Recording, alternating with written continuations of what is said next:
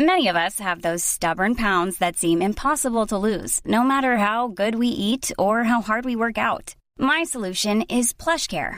PlushCare is a leading telehealth provider with doctors who are there for you day and night to partner with you in your weight loss journey. They can prescribe FDA-approved weight loss medications like Wegovy and Zepbound for those who qualify. Plus, they accept most insurance plans. To get started, visit plushcare.com/weightloss. That's plushcare.com/weightloss.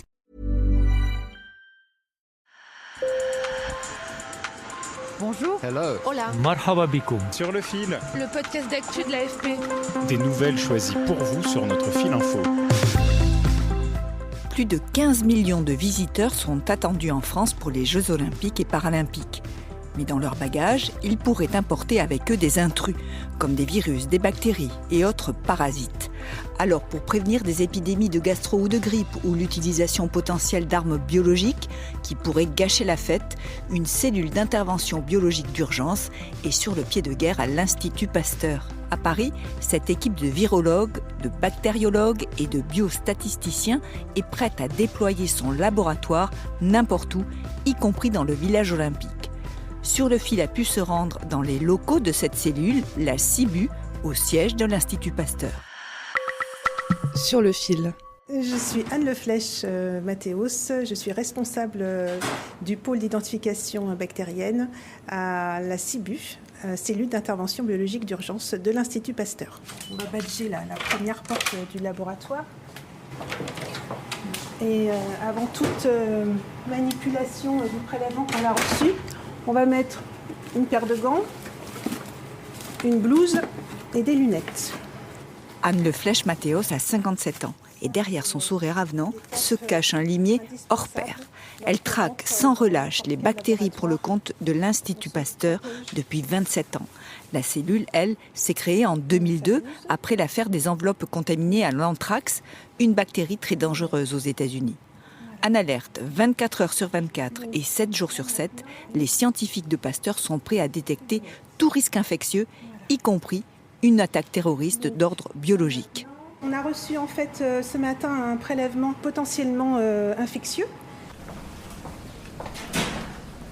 Quelque part dans l'Institut Pasteur, un laboratoire de type P3, dans lequel sont analysés des pathogènes qui peuvent être mortels pour l'homme. Son accès est réglementé et sécurisé.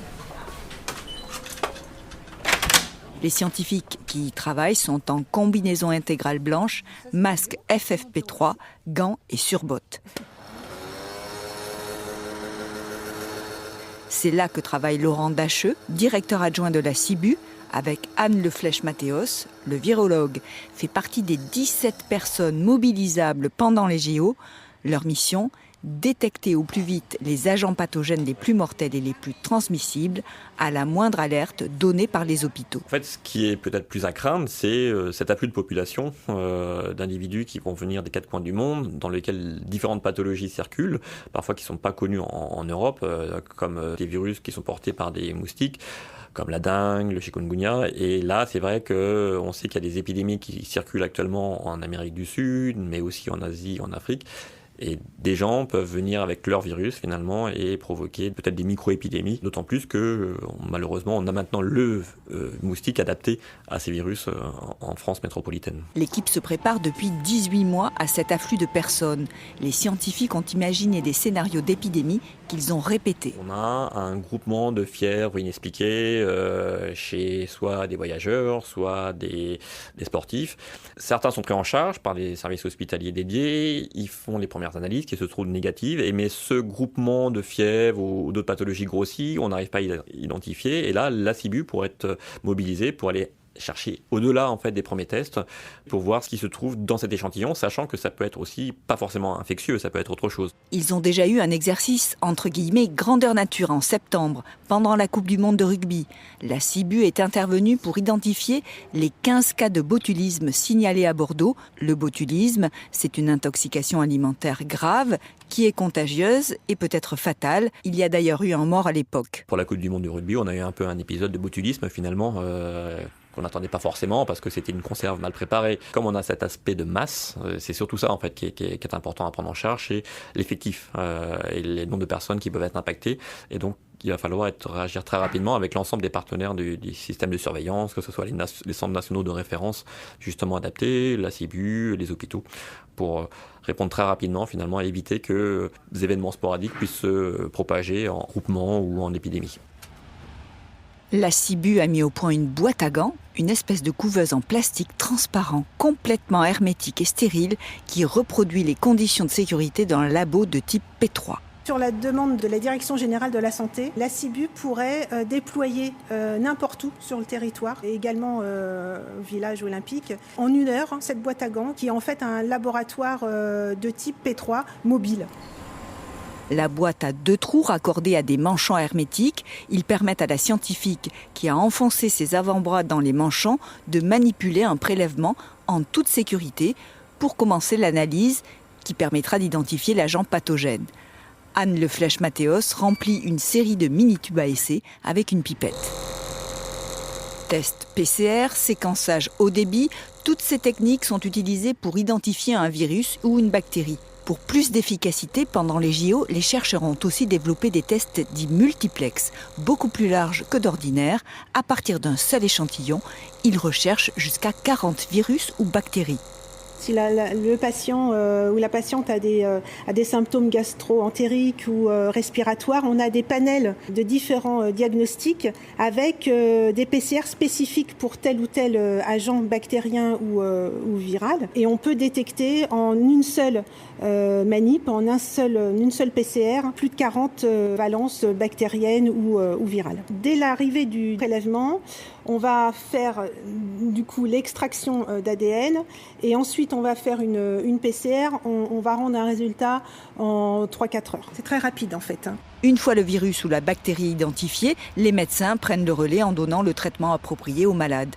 La dernière trouvaille de l'équipe remonte à quelques semaines à peine. Elle concernait la Guyane.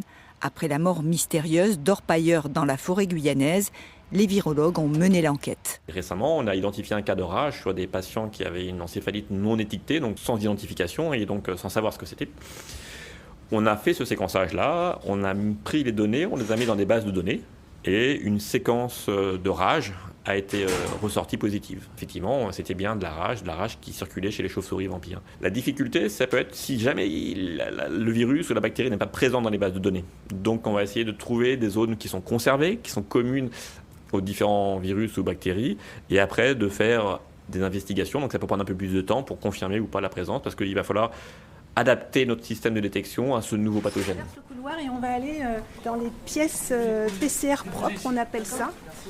À quelques jours des JO, ce sont ces virus qui ne sont pas répertoriés dans leurs ordinateurs qui inquiètent davantage les chercheurs de Pasteur, plus qu'une attaque malveillante avec des virus ou bactéries dangereuses. Le risque de bioterrorisme avec des agents virologiques ou bactériologiques est quand même assez modéré, assez faible. De toute façon, il y a un système de surveillance qui est là.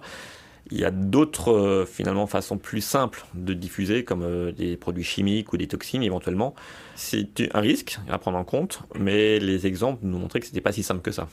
Pour vraiment avoir un impact, et tant mieux pour nous d'ailleurs, pour maîtriser et diffuser des agents biologiques pathogènes à large spectre et faire des dégâts, on va dire, considérables en termes de bioterrorisme. Pour ça, je pense que pour tout ce qui est biologique, on peut laisser la nature faire. Merci à vous. Merci beaucoup, au revoir. Merci. En attendant, l'équipe de la CIBU est dans les starting blocks, sereine, et la boîte à gants, elle, est prête à être déployée n'importe où et n'importe quand sur le territoire. Merci de nous avoir écoutés. Je suis Emmanuelle Bayon. Sur le fil revient lundi. Si vous avez aimé cet épisode, alors n'hésitez pas à vous abonner. À bientôt.